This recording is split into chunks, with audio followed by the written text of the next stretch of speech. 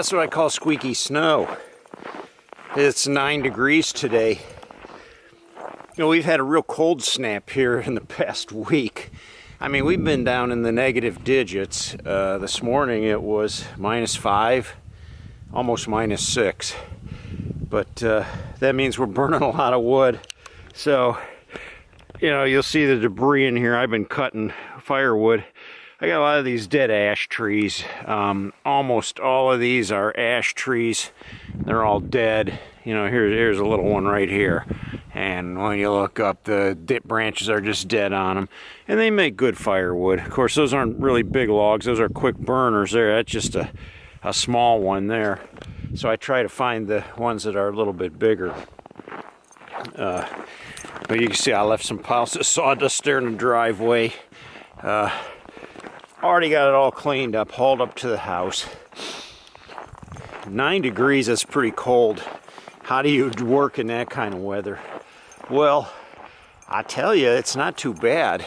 Today's sunny, it's beautiful, and it's dry. So, you know, this is powdery snow, and you'll see it doesn't even stick to my shoes, so that's good.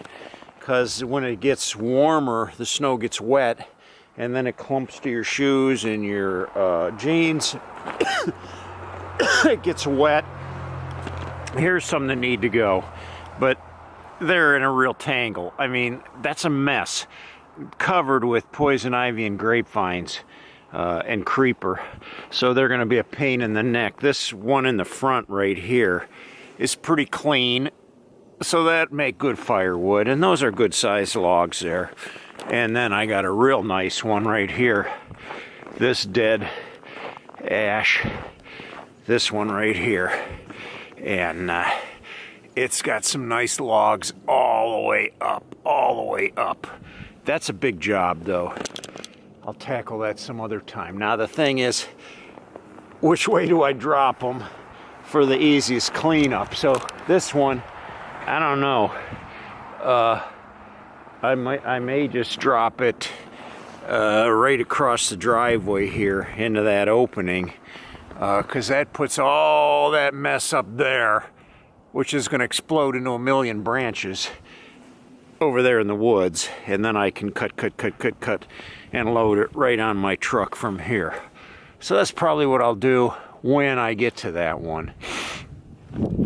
I'm not going to do that today, though. I think I cut enough wood today, though. But like I was saying, when it's 9 degrees like this and it's dry, it's a dry cold. It's not damp. I just got some layers on, fleece hat, and my Gore-Tex boots. Nothing special. As long as I'm moving, as long as I'm working, doing that heavy labor, I'm fine. I'm just comfortable as could be.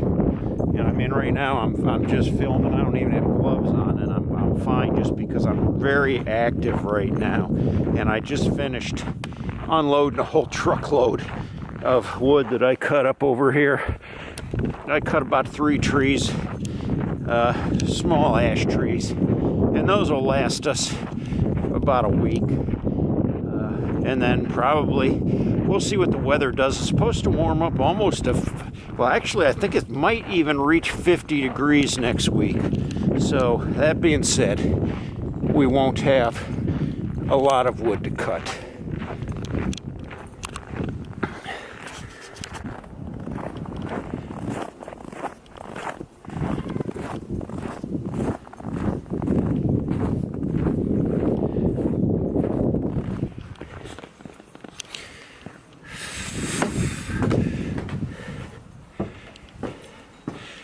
Here's all the stuff that I cut today.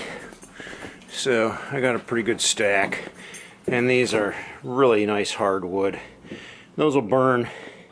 I put 2 of those on there, and those will burn for hours.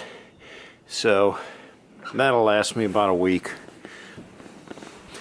When you need real hot fire, use the smaller stuff. It'll burn hot and fast, and it'll heat the stove up really quick. So I think it's time for me to go in and get warmed up a little bit.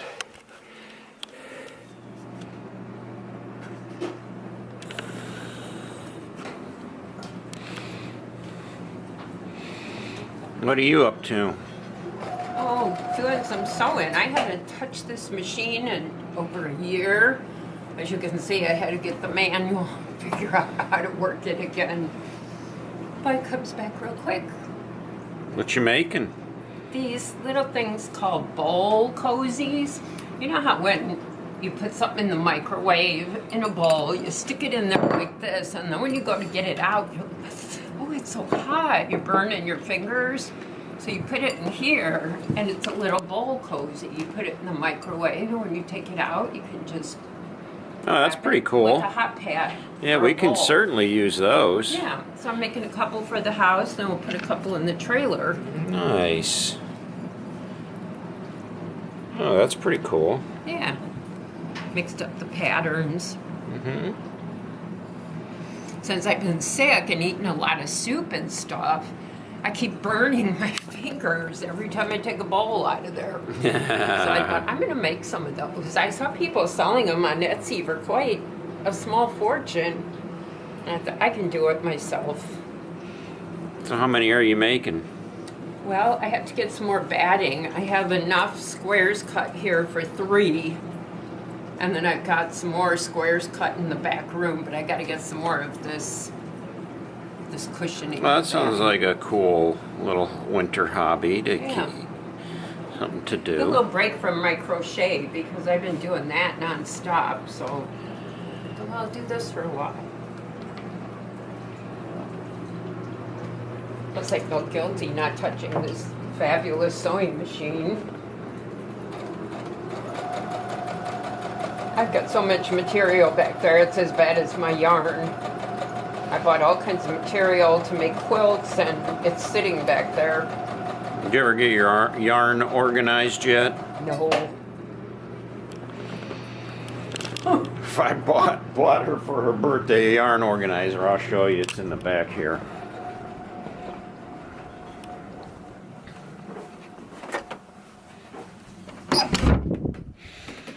In the back bedroom, yeah, I bought her this yarn organizer. She can put all of her different colors of yarns in there.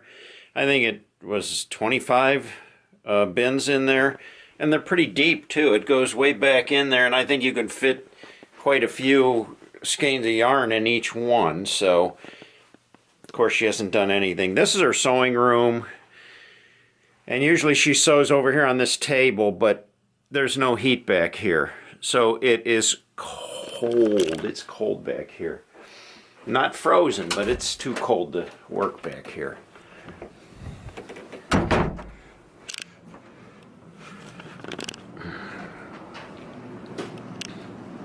Would you like to show them how much yarn I actually have? How much yarn do you actually have? Come with me and I'll show you. Oh boy. But as you know, I put it to good use. I'm always making something. So I have this really cool table here that Mark put together for me. That's pretty clever. And just bags and bags of yarn in here. So that whole thing's full like a trunk, clear to the bottom. Yeah. Yeah, if you take bags out, you'll see more yarn in here. That's just the beginning. At least to keep it neat. There's yarn in here, working on a project. There's yarn in here, working on another project. Yarn. Yarn. Needles. Well, you got a shop set up here. No, I'm not done yet.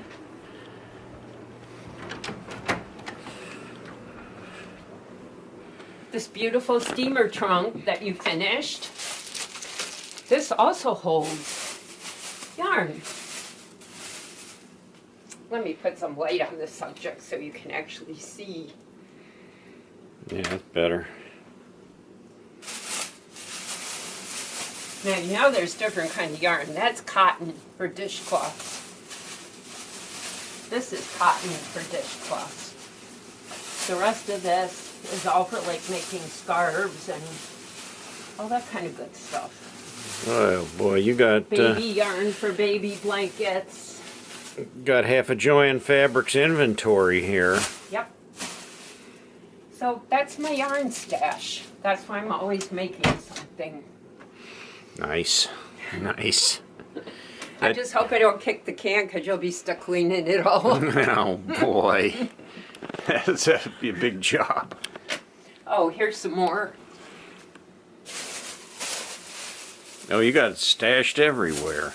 Well, these are in progress. I have some things going on, and this is the additional yarn for those projects. So, it all has a place. You can't say the house looks bad, though, because they keep it all out of sight so you don't really see it.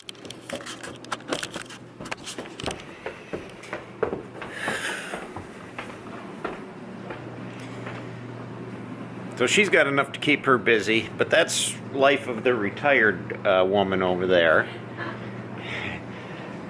She's a stay-at-home lady, so it helps to keep her occupied during the day, and then she's busy making projects for people and selling the stuff. So as fast as she makes it, you're selling stuff like hotcakes, aren't you? Right, and I have such really nice friends on Facebook that when they see someone looking for something, they're like, oh, Valerie makes those messy bun hats, reach out to her. Oh, Valerie can make this, Valerie can make that. So I'm always getting my nice friends sending people my way, which, not complaining, keeps me busy, and I make a little extra cash for more yarn.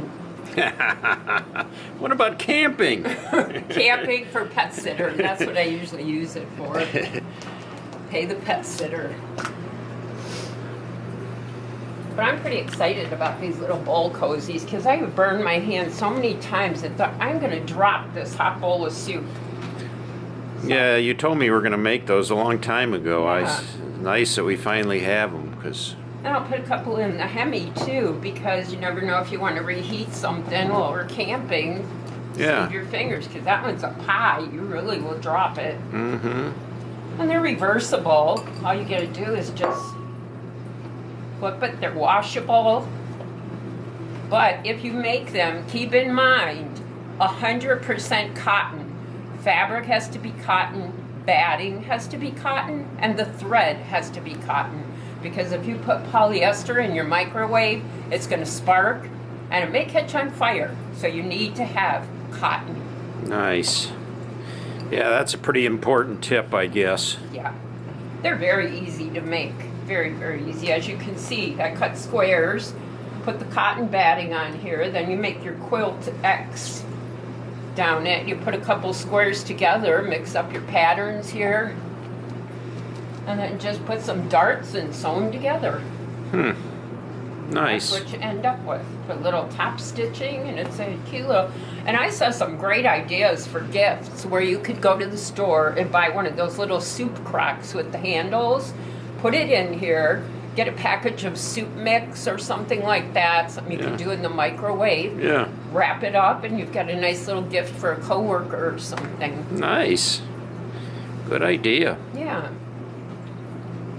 It's good to keep these in your desk at work, too, because I remember my desk was far from the microwave.